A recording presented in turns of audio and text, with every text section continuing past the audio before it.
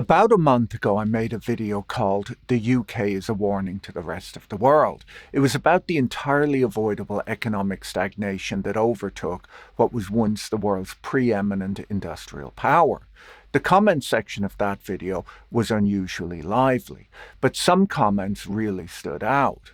A lot of my viewers were saying some version of "just change the name of the country and you've basically described Canada." They said this, it should be noted, very politely.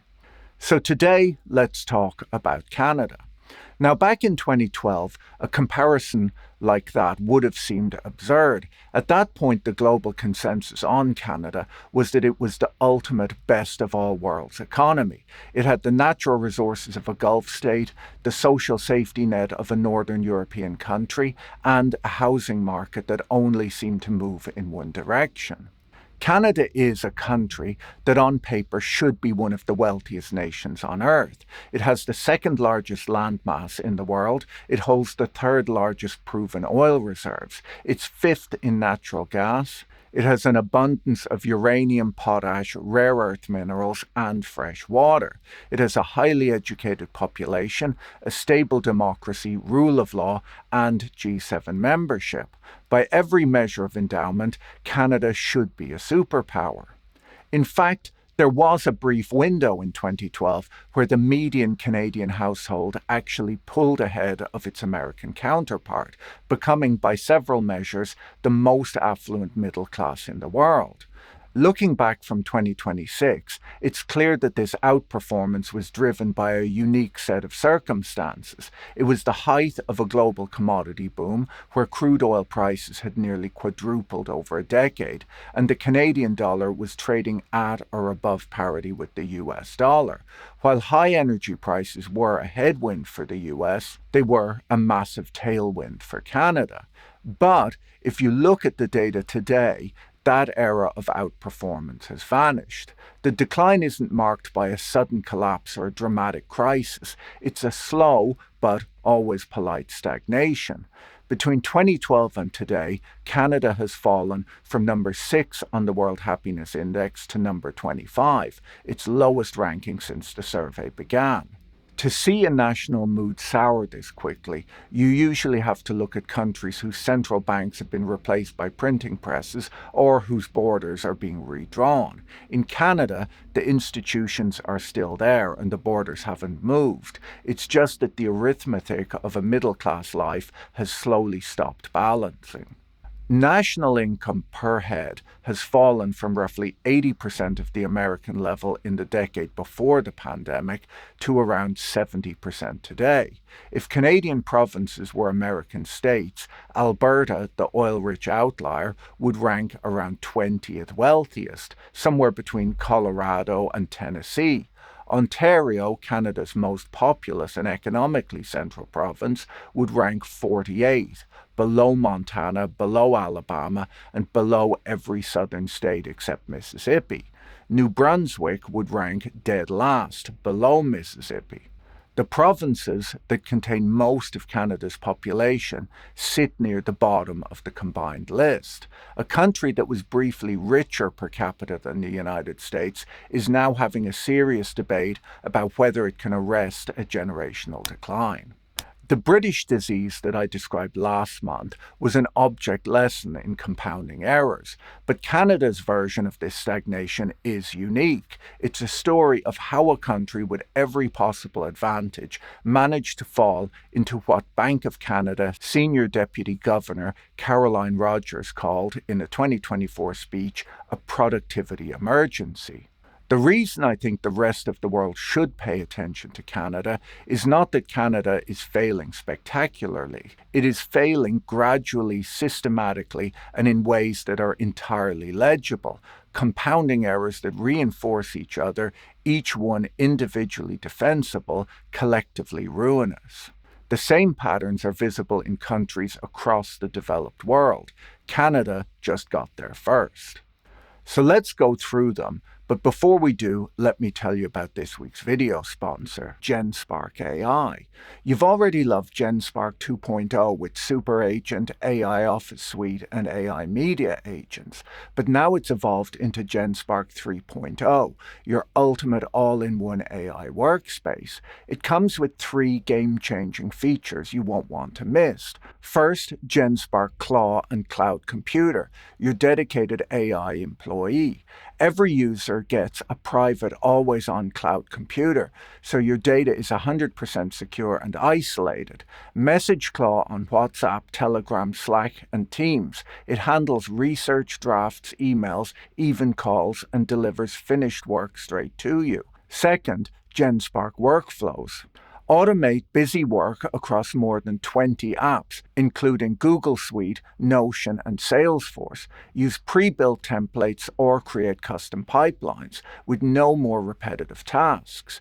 Third, Genspark Teams, a free built-in team hub with real-time chat, co-editing, shared projects, docs, slides, design, video, all in one place. Genspark's growth speaks for itself. They went from concept to $200 million in annual revenue in just 11 months. Right now, new users get free credits to try premium features when they sign up. And for all of 2026, AI Chat and AI Image are completely unlimited for paid users. Head to genspark.ai using the link in the video description to give it a go. Consider a thought experiment. Imagine a professional sports league where the same 3 or 4 teams win every year. They have the largest stadiums, the biggest TV deals, and the most expensive players. The other teams are technically allowed to compete, but the rules of the game have been structured over the decades to make it very difficult for anyone new to enter. What tends to happen over time is not just that the incumbents win, it's that the whole quality of play declines. Without genuine competitive pressure, there's no incentive to innovate, to take risks, or to improve. Canada's domestic economy has, in several of its most important sectors, been running this kind of league for 30 years. Take telecommunications. Canada has 3 dominant carriers, Bell, Rogers, and TELUS, who collectively hold roughly 89% of wireless subscribers. Canada has, as a result, some of the highest mobile phone bills in the developed world. A comparable unlimited data plan costs roughly twice as much in Canada as in the UK or France.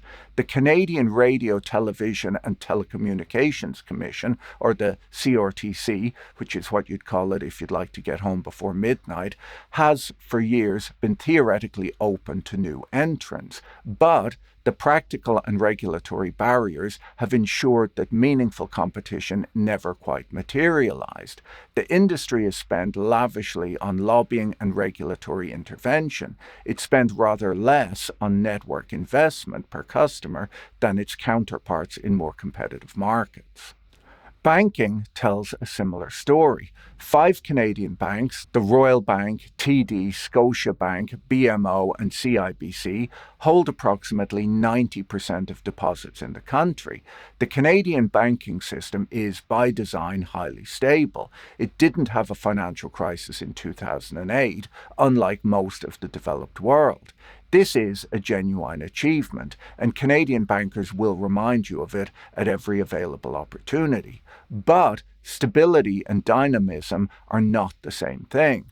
A concentrated banking sector allocates capital conservatively. It lends to proven assets, existing real estate, established corporations, rather than to new ventures. The startup ecosystem that Canada has quietly built, particularly in AI, has often found that the most growth-oriented capital came from American funds, not from Bay Street. The pattern repeats in airlines, in groceries, and in broadcasting. A small number of large incumbents protected by ownership restrictions, regulatory capture, or both, extract returns from a captive domestic market. The economist's term for this is rent-seeking. The polite Canadian term is a stable industry. The consequence is that Canada's labour productivity, the output generated per hour worked, has declined relative to American productivity over time. In 1997, the productivity gap was narrower. Since then, the two economies have diverged by a cumulative 26 percentage points. Canada has not become less productive in absolute terms, it simply failed to keep pace with an economy where competitive pressure is significantly higher and where venture capital has directed hundreds of billions of dollars into the highest productivity sectors of the global economy. Canada spends less than half the OECD average on research and development as a share of GDP, a figure that has been below the average for 2 decades running. There's also the question of internal trade. Canada has a free trade agreement with the United States, Mexico, the European Union, and most of Asia Pacific. It does not have a fully functioning free trade agreement with itself, a structural curiosity that has persisted in various forms since Confederation. In January 2005, the average Canadian home sold for 237,000 Canadian dollars.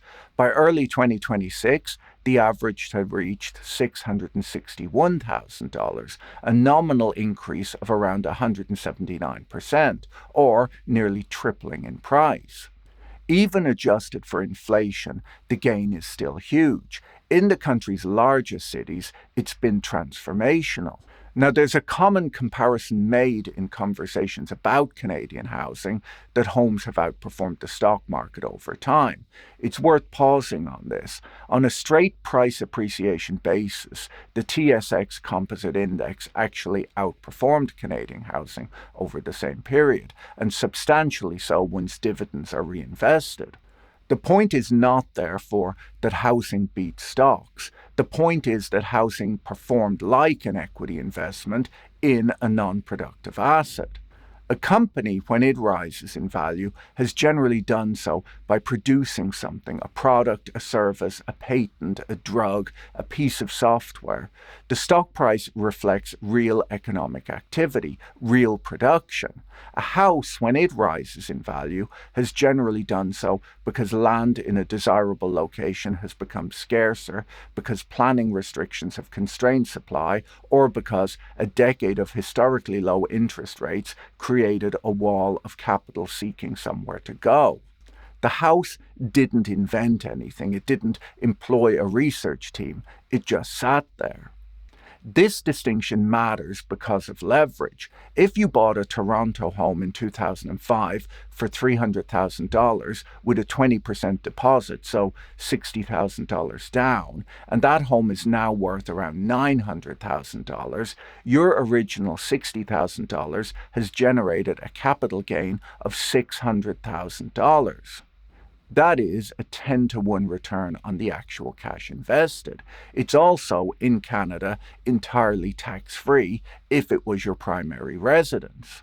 If you had instead taken that same $60,000 and put it into a TSX index fund, it would be worth roughly $195,000 today. A solid result, but it gets diluted because of capital gains tax on the profit.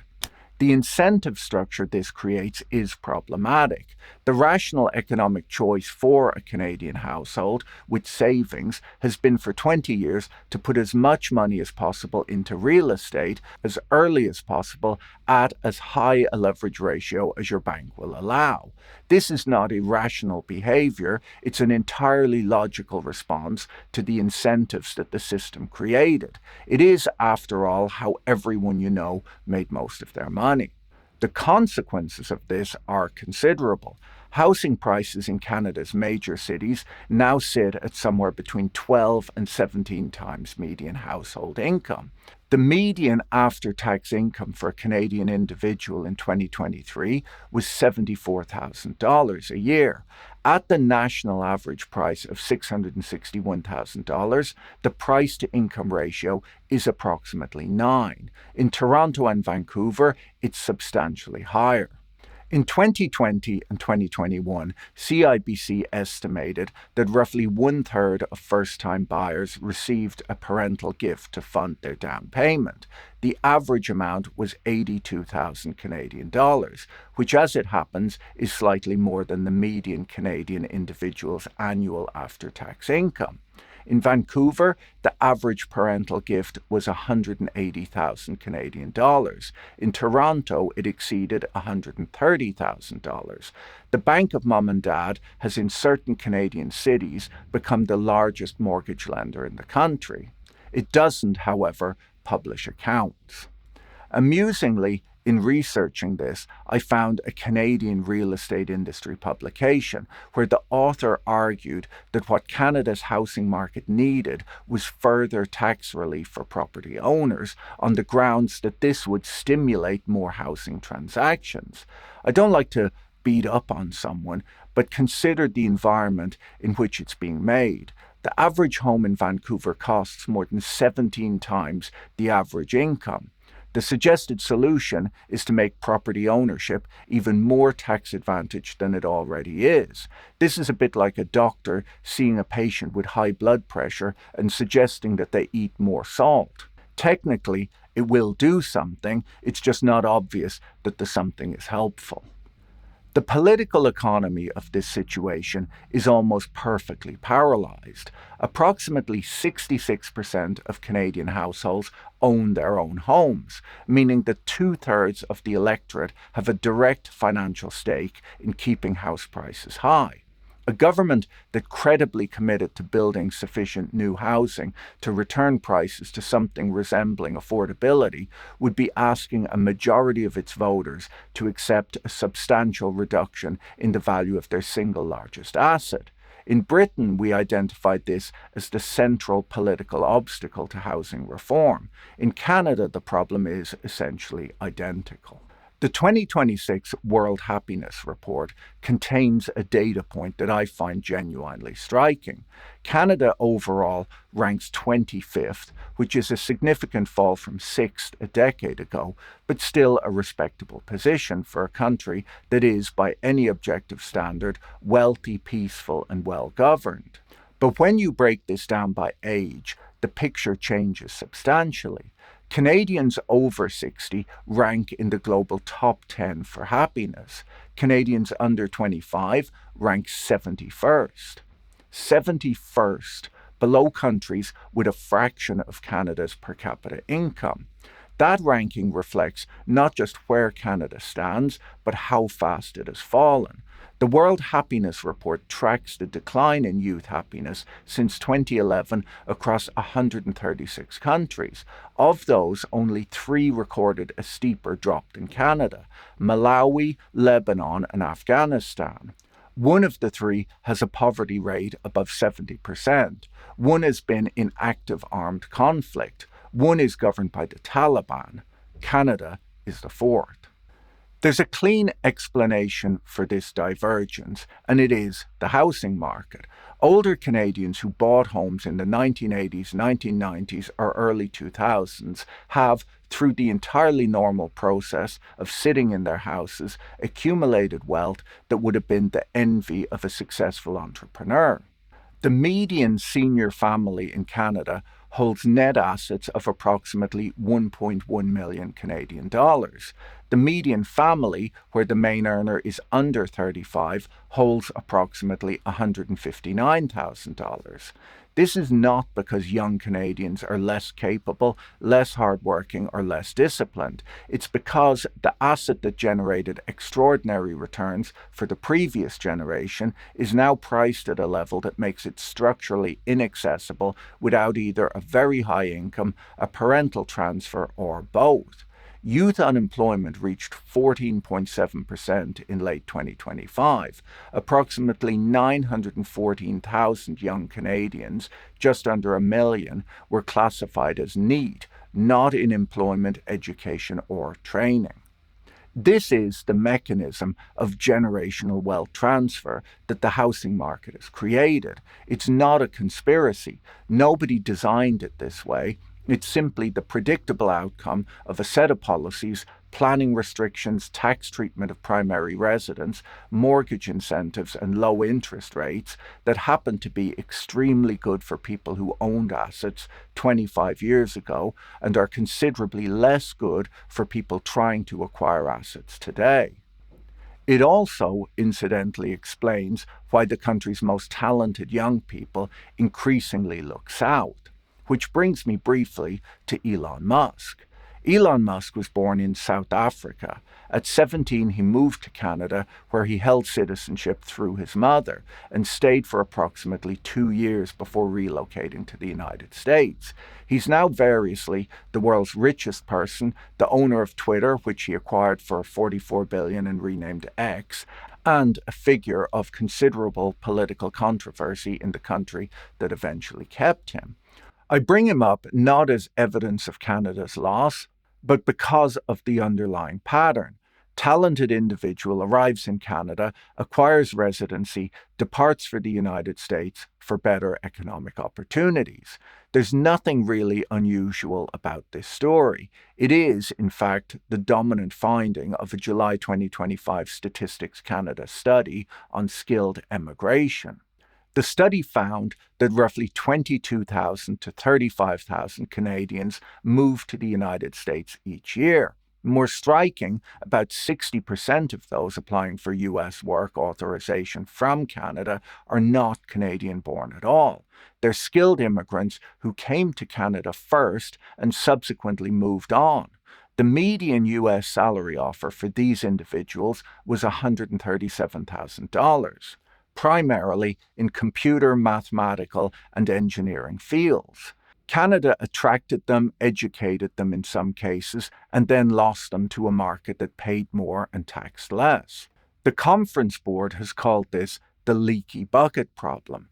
Canada has one of the world's most generous immigration systems. It brings in large numbers of highly educated people, but 1 in 5 skilled immigrants leaves within 25 years, with the highest attrition in the first 5 years, precisely when they're the most economically mobile and most likely to be comparing their Canadian prospects to their alternatives.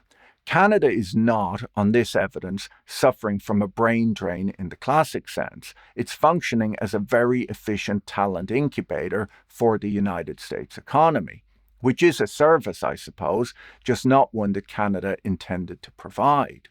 Since 1997, Canadian labour productivity has fallen progressively behind that of the United States. The cumulative gap is now approximately 26 percentage points. To put that in terms that I think are more intuitive, for every dollar of output generated by an American worker in an hour, a Canadian worker generates roughly 74 cents. This is not a story about working less. Hours worked per Canadian are broadly comparable to those in the United States. It's a story about where those hours have been directed.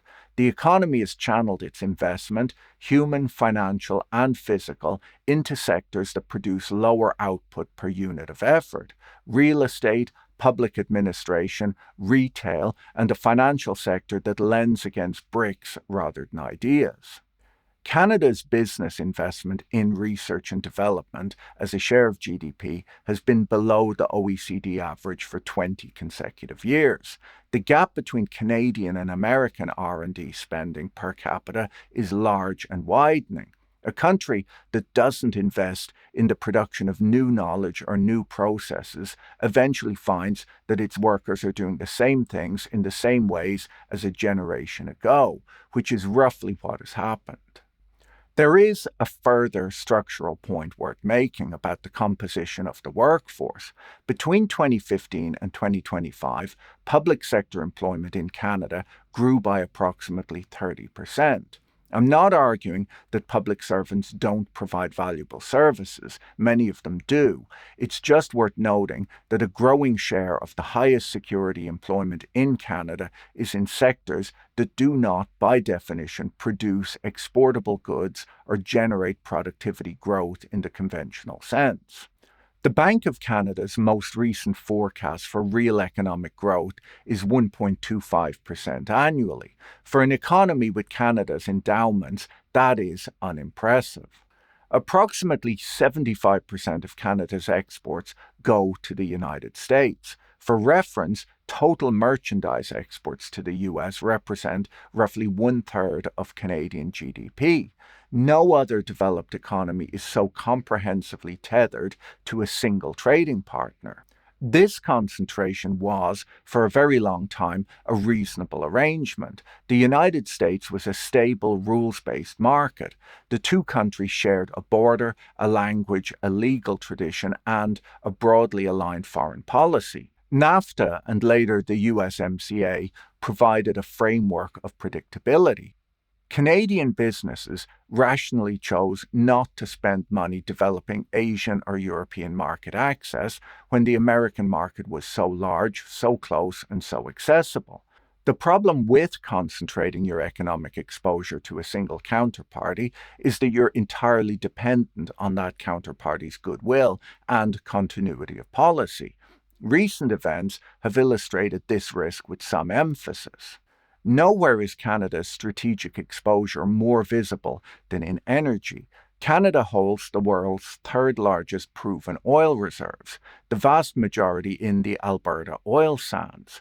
The United States is the overwhelmingly dominant customer.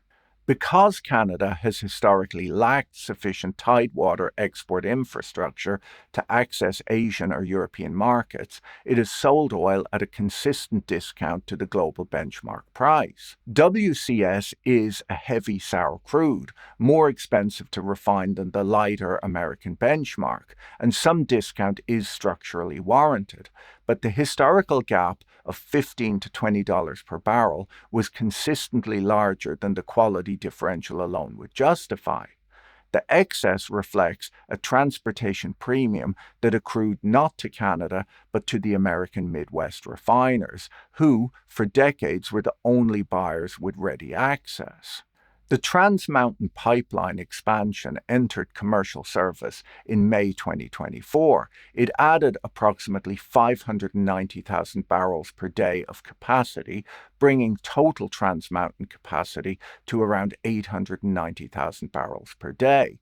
The WCS WTI discount has narrowed since then, from roughly $19.82 to around $12.52 per barrel. This is progress. The pipeline cost approximately 34 billion Canadian dollars to build, against an original 2012 estimate of 5.4 billion Canadian dollars. That is a cost overrun of roughly 530%. It remains one of the more spectacular infrastructure project management failures in recent Canadian history. But it is built and it is moving oil to tidewater. The more interesting counterfactual is Energy East. Energy East was a proposed 4,600-kilometer pipeline that would have carried 1.1 million barrels per day from Alberta to St. John, New Brunswick. The Canaport terminal at St. John had already received 300 million Canadian dollars in upgrades and can accommodate supertankers, much larger vessels than those serviced by the Vancouver terminus. Energy East would have opened Atlantic and European markets in addition to Asian ones. It was cancelled in October 2017 following years of regulatory review, shifting political winds, and organised opposition. Several Canadians I spoke to in researching this video described the cancellation as the single most consequential strategic error in recent Canadian economic history. Canada also has internal trade barriers that function, according to the IMF, like a 6.9% tariff on domestic commerce. A wine producer in British Columbia cannot easily sell to a restaurant in Ontario. A construction worker licensed in Alberta may need to re-qualify to work in Quebec. A medical device cleared in one province requires reapproval in another. Eliminating these barriers, which has the support of 95% of Canadians, according to polling by Angus Reid, could, according to various estimates, add between 90 billion and 200 billion per year to GDP. This has been known for decades, but the barriers remain. On the topic of trade balance, Canada runs a goods trade surplus with the United States, but it runs an overall current account deficit when you include services and investment income. This distinction matters because Canada is sometimes characterized in trade discussions as a surplus economy in the Chinese mold. This is not accurate. Canada runs structural deficits in services, in tourism, in intellectual property, in financial services that offset its goods surplus. Canada is, in aggregate, a net importer. It is not a mercantilist economy systematically accumulating foreign reserves at the expense of its trading partners. It's a country that sells raw materials and manufactures less than it buys. I've spent the better part of this video cataloging what's gone wrong. In the interest of intellectual honesty, I should spend some time on what is not. The FT's Tej Parikh, in two pieces that I would recommend to anyone thinking seriously about Canada's economic position, makes a point that I think is underappreciated. Canada's endowments are extraordinary. It has the resources, the institutions, the human capital, and the geographic position to be not merely a well-functioning mid-sized economy, but as Parikh puts it, a genuine economic superpower. Canada's endowments, as I described at the outset, are extraordinary, the kind that most countries would consider a permanent structural advantage. What's less well understood is the institutional capital that sits alongside them. The Maple 8, Canada's 8 largest pension funds, collectively manage around 1.6 trillion Canadian dollars in assets. They are amongst the most sophisticated institutional investors in the world. If structured as a sovereign wealth fund, they would be the third largest in the world. Canada's university system produces, by international standards, excellent graduates. A 2025 survey suggested that approximately 17 million university-educated people globally would choose to move to Canada if they could. Canada's AI research ecosystem, centered on Montreal, Toronto, and the Vector Institute, is genuinely world-class. Geoffrey Hinton, Yoshua Bengio, and Richard Sutton, three of the most consequential figures in the development of modern AI, all did their foundational work in Canada. The country has something real to build on. Canada also holds the G7's lowest net debt to GDP ratio and deficit as a share of the economy. Its fiscal position is, relative to peers, a genuine strength, which means that it has the capacity to invest if it chooses to. The question is whether external pressure might finally produce the internal reforms that domestic politics have persistently failed to deliver. There is some reason to think that it might. The trade tensions of recent years have created in Canada a political consensus around economic self-sufficiency that was absent for most of the last 3 decades. The internal trade barrier discussion, which has been a polite academic conversation for decades, suddenly became urgent. The pipeline question acquired new political salience. Parikh's phrase that Canada has spent too long being a client state and branch plant economy of the United States, which would have been controversial to say even 5 years ago, is now being quoted in the House of Commons. The case for optimism, then, is not that Canada will automatically get better. It's that the conditions that might force it to try, external shock, generational transfer of political power, a recognition that the status quo is no longer sustainable, are, for the first time in a generation, in place simultaneously. Crises, as it turns out, are occasionally useful. If you found this interesting, you should watch my video on the UK next. The structural parallels are fascinating. Don't forget to check out our sponsor, Genspark AI, using the link in the video description. And see you in the next video. Bye.